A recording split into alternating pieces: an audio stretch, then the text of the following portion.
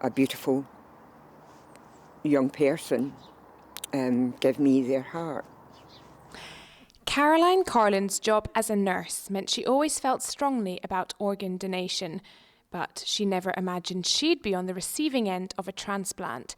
After heart failure in 2017, she found herself on the waiting list. The relief you feel when you have your transplant is astounding. You honestly wake up and take the biggest, deepest breath. When they tell you it's all done, it is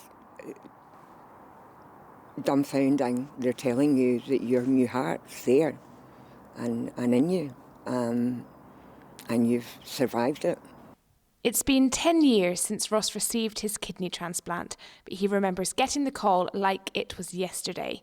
He suffers from a hereditary kidney condition, which affects both his sons too. I just fell asleep about 11:30 at night. My phone went and I was like, oh, you know, the old what's this? It's actually the transplant coordinator just saying, Ross, we've got your kidney. And of course, my jaw dropped. The emotions were everywhere. I'm plugged into this machine. Like, what do I do now? People like Caroline and Ross are the lucky ones, because the demand for replacement organs in Scotland still heavily outstrips supply. At any one time, there's an average of 500 people on the waiting list for a transplant, and this is expected to increase due to the impact of the pandemic. If you're 16 or over, you will be considered as a possible donor after you die, unless you opt out. In March, Scotland will move to an opt-out system. You can opt in as you can now. You can also opt out as you can now. We will also speak to your family. So those three things won't change. The fundamental difference is if you do nothing, so you don't opt in and you don't opt out, then we will take that to mean that you're not unwilling to be an organ donor. 9 people can have a new life from one donor.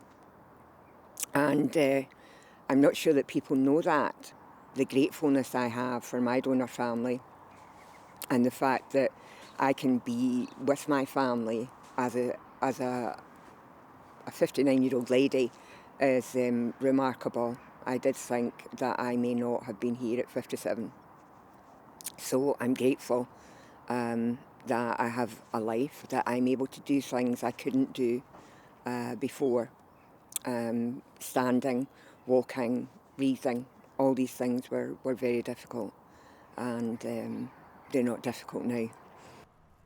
People are being encouraged to make their decision before the law changes on the 26th of March. It's hoped this new system will offer the gift of life to many more people. Polly Bartlett, STV News.